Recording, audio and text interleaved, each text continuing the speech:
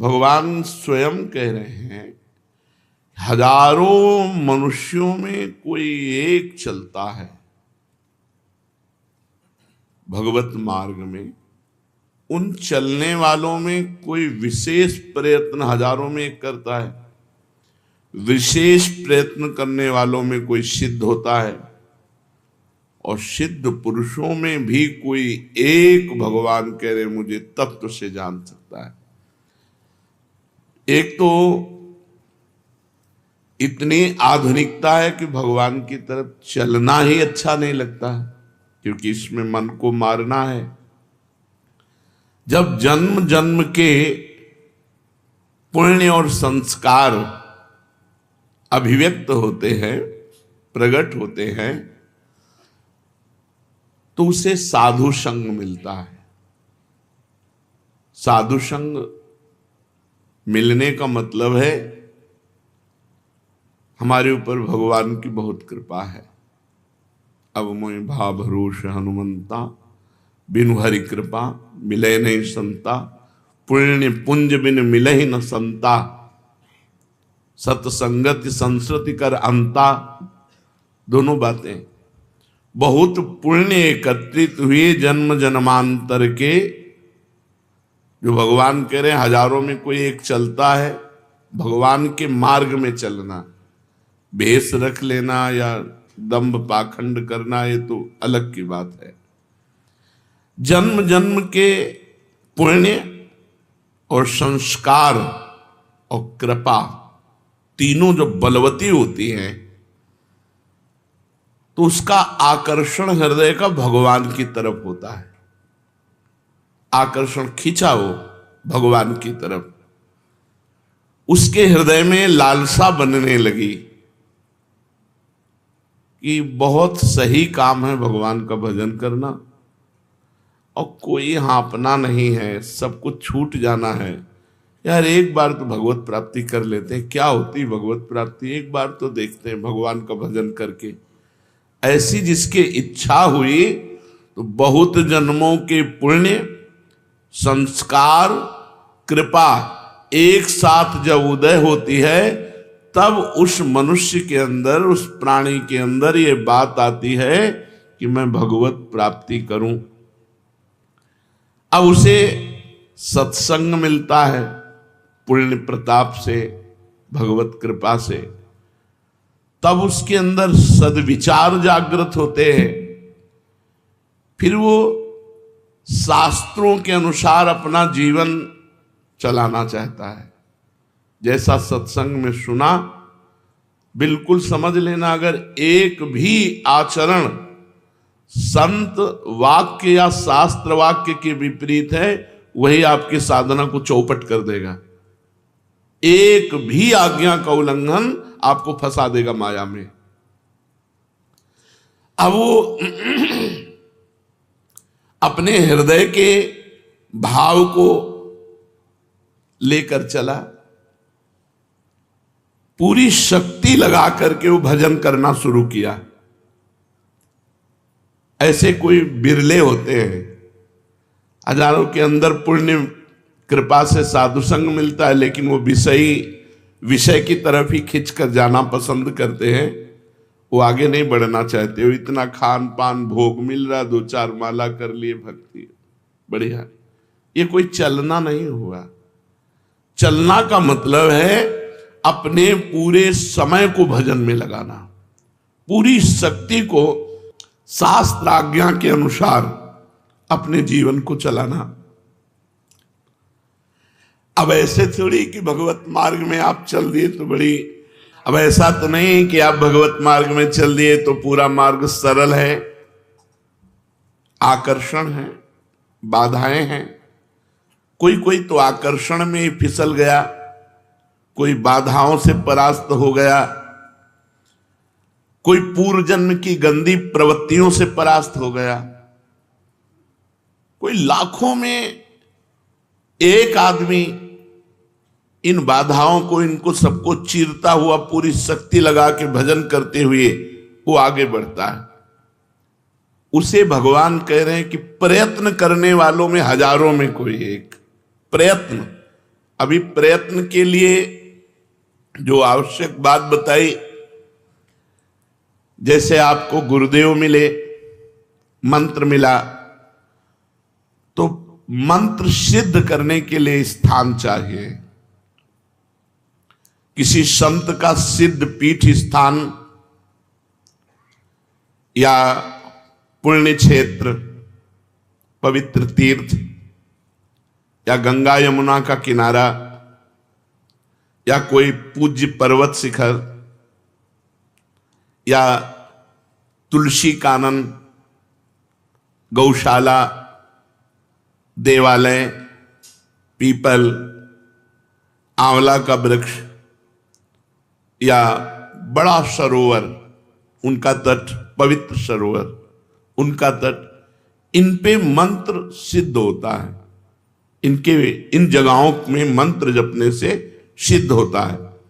एक बार वर्णन किया गया था कि घर से 10 गुना भजन का प्रभाव गौशाला में, और गौशाला से 100 गुना बढ़कर लाभ मिलता है पवित्र जंगल, एकांत सुनसान। जंगल से 1000 गुना सरोवर, तालाब, कुंड, उससे 1,00,000 गुना यमुना जी के तट पर, गंगा जी के पावन तट पर, उससे 1 करोड़ गुना पवित्र पर्वत, गिरिराज जी, कामदेव जो वहां, कामदगिरी, चित्रकूट, ऐसे पवित्र पर्वतों में, उनसे बढ़कर कई गुना भगवान शिव के मंदिर, भगवान राम के मंदिर, हरि के मंदिर जहां विराजमान है, उन मंदिरों में, और अरबों गुना भगवान के नित्य लीला स्थलियों में। अरबों गुना का मतलब 1 अरब नाम घर में जप के और 1 नाम वृंदावन में जप के, अरबों, अरब ने अरबों गुना। आप जहां बैठे हो, इससे बढ़कर त्रिभुवन में कोई स्थान नहीं। पर इससे भी बढ़कर बात कही, गुरु के सानिध्य में अनंत गुना, गुरु के सानिध्य में अनंत गुना, गुरु की चरण पादुका, गुरु का चित्रपट विराजमान करके। अब ऐसे गुरु थोड़ी बैठे कि बैठो हम जब कर ले, पहले सिद्ध हो जाए तब जाना हमारे पास से, तो ऐसे गुरु किसी के पास थोड़ी बैठे रहते। तो गुरु की पादुका और गुरु का चित्रपट, ये गुरु का सानिध्य माना जाता है। ऐसी जगह बैठे जो सम हो, बराबर हो, जहां कोई सांप, बिच्छू, कीड़ा मकोड़ा ऐसे आने का भय न हो, दुष्टों की विघ्न जहां ना पहुंचते हों, ऐसे पवित्र एकांत स्थान में निरंतर भजन करने का अभ्यास करें। सब कुछ अपने को प्राप्त है, श्रीधाम वृंदावन प्राप्त है, इसलिए सब कुछ प्राप्त है अपने को। अब नाम और मंत्र निरंतर चले, इसके लिए साधक को भोजन सुधारना होगा। जो चले उनकी बातें कर रहे हैं, जो चले तो प्रयत्न क्या होना चाहिए, ऐसे पवित्र स्थानों में मंत्र नाम सिद्ध करने का उपाय करना चाहिए।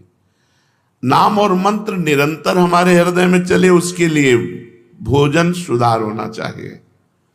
भोजन से रस बनता है और वही रस शरीर प्राणों को पोषित करके मन का निर्माण करता है। जैसा अन्न वैसा मन, मन का निर्माण करता है। जो अशुद्ध, निषिद्ध, अशुद्ध और निषिद्ध भोजन करते रहते हैं, उनके प्राण मलिन हो जाते हैं, उनका मन मलिन हो जाता है, उनसे भजन नहीं होता। भगवत प्राप्ति के लिए शरीर में उछाहलीपन, चैतन्यता, प्राण क्षोभ रहित और मन ग्लानि रहित, तब भजन होता है। जिस समय हम अपवित्र भोजन करते हैं तो चित्त में मल और विक्षेप धारण हो जाता है। चित्त पकड़ता है गंदी बातें, पूर्व की बातें, दुश्मनी की बातें, ये वो सब वो उनको पकड़ेगा। मंत्र तुम्हारा चल रहा, मंत्र को नहीं पकड़ेगा। यदि भोजन सही नहीं है तो, भोजन पवित्र है तो चित्त विक्षेप छोड़ करके मंत्र को पकड़ता है और चिंतन करता है। चिंतन का कार्य चित्त का है। अन्न का सबसे बड़ा प्रभाव भजन में पड़ता है। भोजन में गृहस्थ है तो धर्म पूर्वक कमाया हुआ धन उसी से पेट भरे और नहीं। ये नहीं कि रास्तों में बट रहा है या बाबा जी क्या भंडारा हो रहा है तो हम, गृहस्थ नहीं।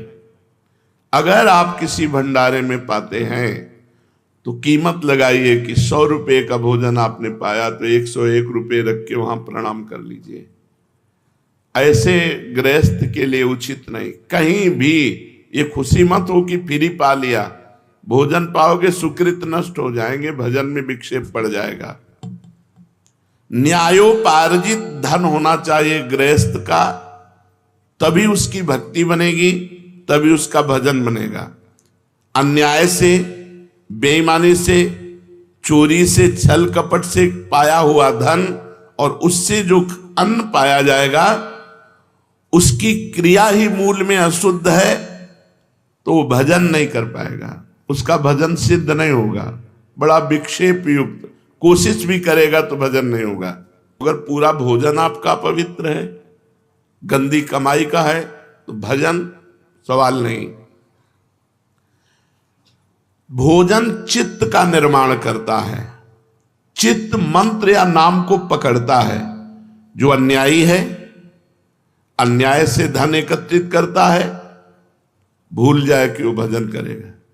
पाखंड माला हाथ में, मन संसार में, भजन नहीं हो। इसलिए पहले भोजन पर सुधार कीजिए। गृहस्थ है तो न्यायोपार्जित धन के द्वारा अपना उदर पोषण करे, किसी का भी फ्री पानी न पिए। देख लो आपका भजन बढ़ेगा।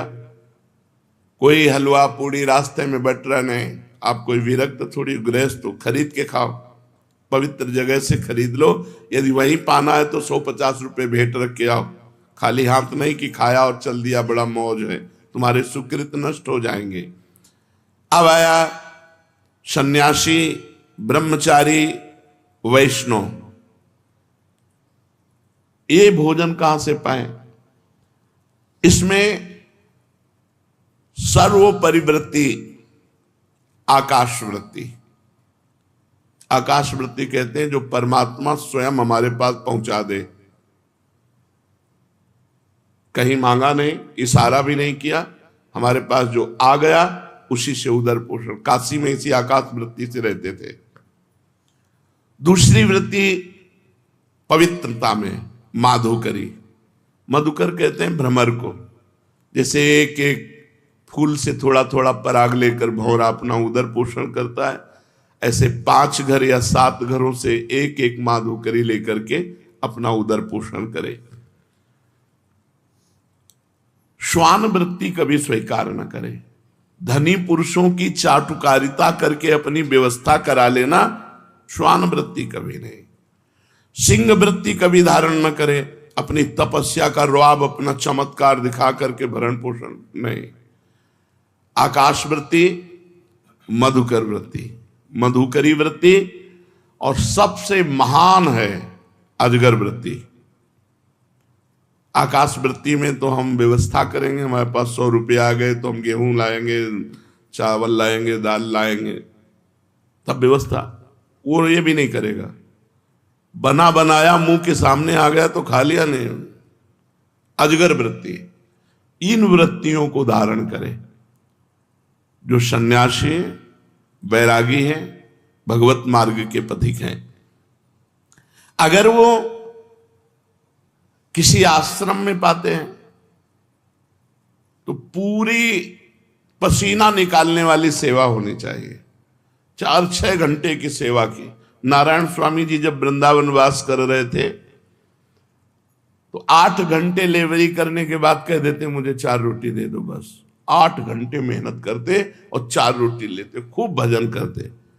ये मत समझो कि आप भजनानंदी हो, बढ़िया कपड़ा, बढ़िया जूता, बढ़िया भोजन, ये फ्री है। ऐसे भजन नहीं होता। झाड़ू लगाओ, पोछा लगाओ, 2 4 6 घंटे खूब मेहनत करी और फिर उधर पोषण किया और रात दिन भजन में लगे, तब तुम्हारा भजन बढ़ेगा और सुरक्षित रहेगा। नहीं तो माधुकरी पाओ और यमुना किनारे पड़े रहो, वहीं मांगो खाओ, यमुना जी के पावन तट पर रहो, कोई सेवा मत करो, फिर तुम्हारा भजन भले बन जाए, वो भी गुरु आज्ञा से, मनमानी आचरणों से तो वो भी नहीं। जो भोजन पवित्र नहीं पाता उसमें आलस्य, प्रमाद और भोग कामना, ये 3 बातें रहती हैं। पड़े रहना, अरे हम नहीं कर पाएंगे सेवा, थोड़ी सेवा है वो भी उतनी जगह अपवित्र पड़ी, पोछा नहीं लगाया। प्रमाद, भोगों का चिंतन, ये खा ले, ये भोग ले, वो भोग ले, भजन नहीं। और चाहे गृहस्थ हो या विरक्त, भोजन आधा पेट अगर भजन करना है।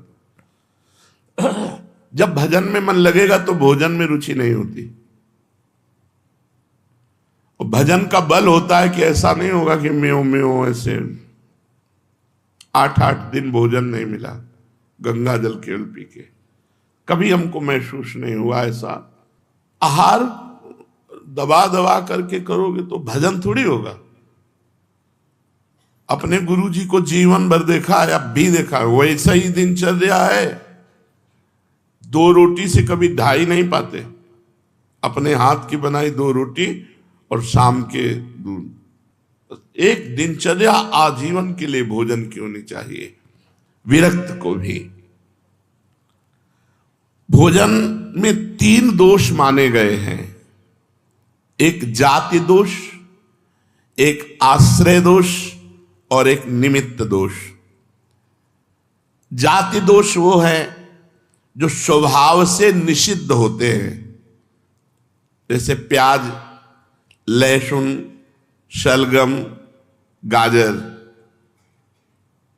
ये भजन में विक्षेप डालेंगे ही डालेंगे।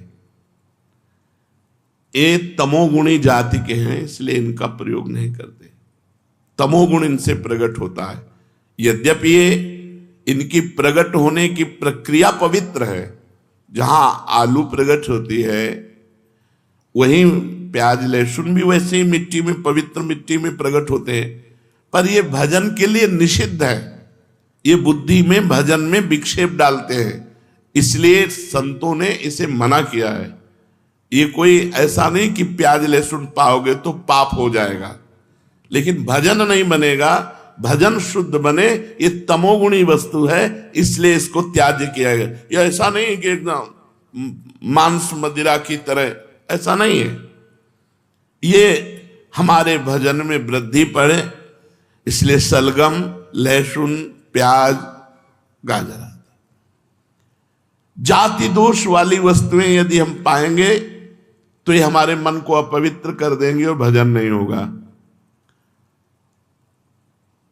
दूसरा, आश्रय दोष। जैसे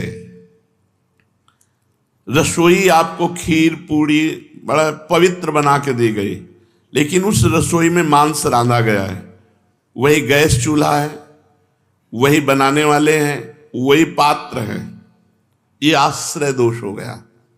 अगर आप पाते हैं तो आपकी बुद्धि भ्रष्ट हो जाएगी। जैसे मांस खाने से बुद्धि भ्रष्ट होकर उसका नरक गमन होगा, ऐसे ही उस रसोई का पाने से आपकी बुद्धि भ्रष्ट हो जाएगी, भजन में नहीं लगेगी।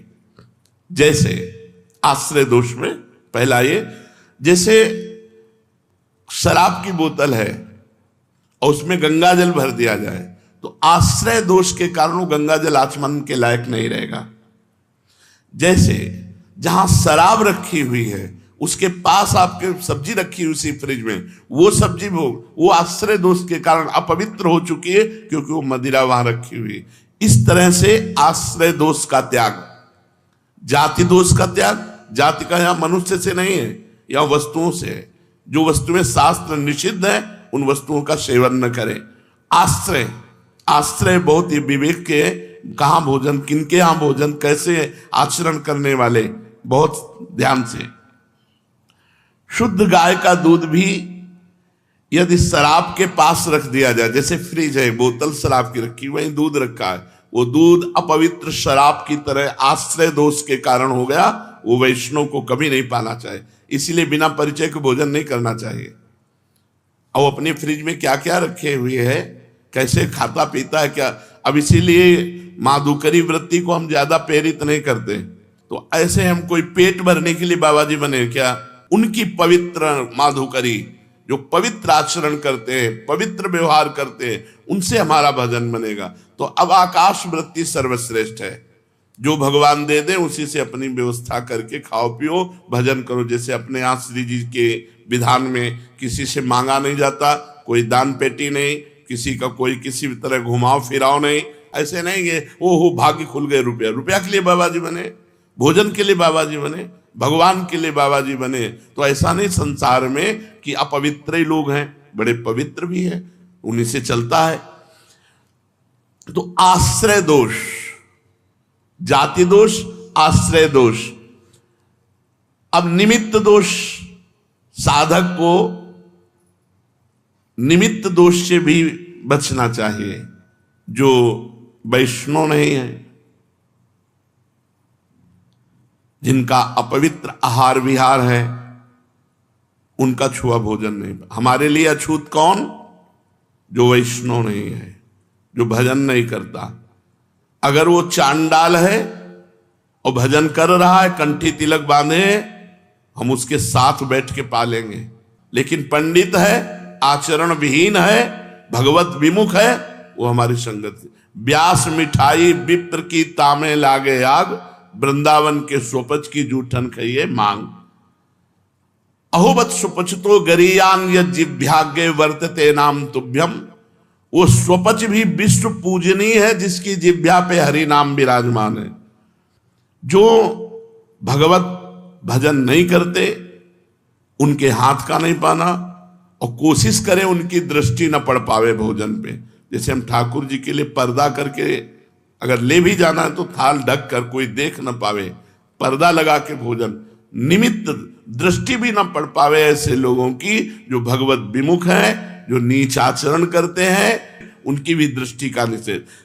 साधक को इन तीन दोषों से रहित भोजन पाना चाहिए। जाति दोष, आश्रय दोष, निमित्त दोष कहां रखा है, इसका भी प्रभाव पड़ता है। अब प्रधान प्रधान वस्तुएं कह रहे हैं कि जैसे गौ का दूध है, गौ का दही है, गौ का घी है, ये पवित्र भजन में बहुत सहयोगी होंगे। फिर तो पेट पालने के लिए, भजन के लिए गौ का दूध, जैसे भैंस का है, बकरी का है, भजन के लिए नहीं। भजन के लिए गौ का दूध, गौ का घी। जैसे कुछ लोगों का मानना है कि दूध नहीं पीना चाहिए क्योंकि उसके बछड़े का हिस्सा है। कुछ लोग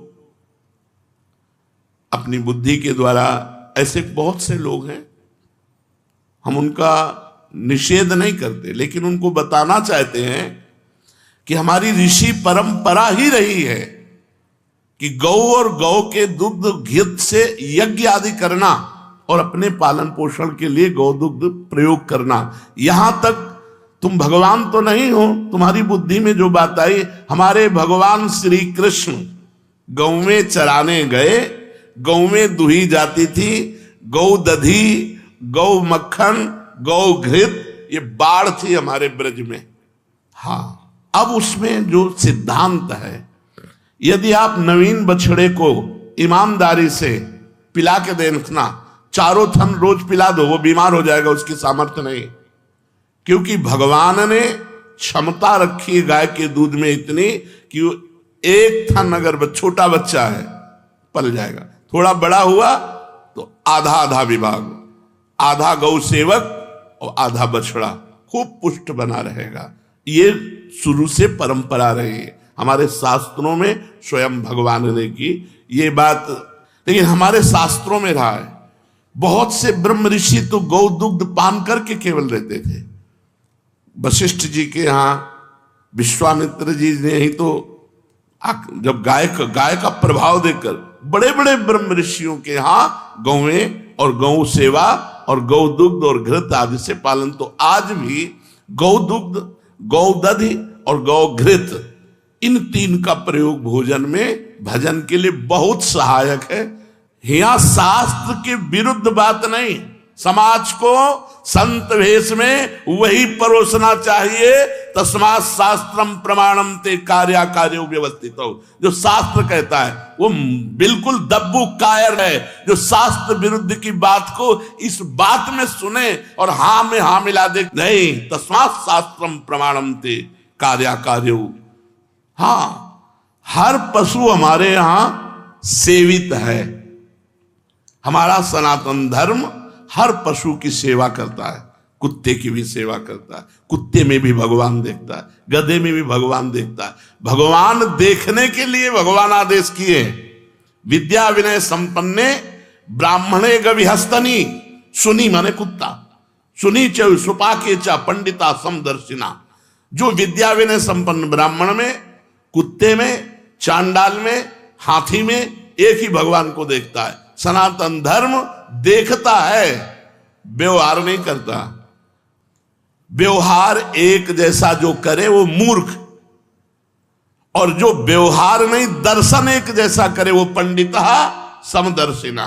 पंडित वही जो सब में भगवान को देखे, सब में, लेकिन व्यवहार तस्मात् शास्त्रम प्रमाणम ते कार्या कार्यो व्यवस्थित हो। भजन में दूध ना मिले तो भला, लेकिन अन्य पशु का दुग्ध बाधक है।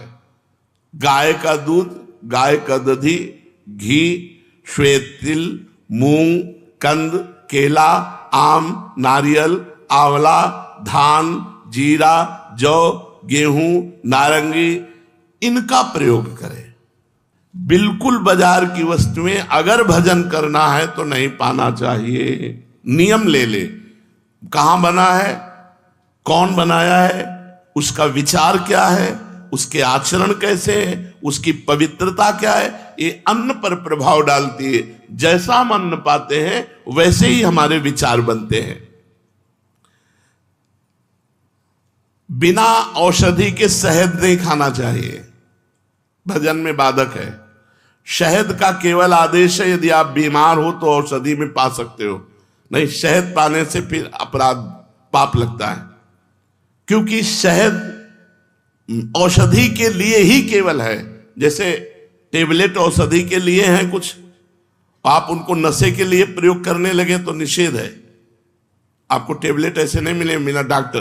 तो ये मधु जो शहद है ये बलवर्धक है, ऐसे नहीं खाना चाहिए। शास्त्र आदेश करता है भजन नहीं बनेगा।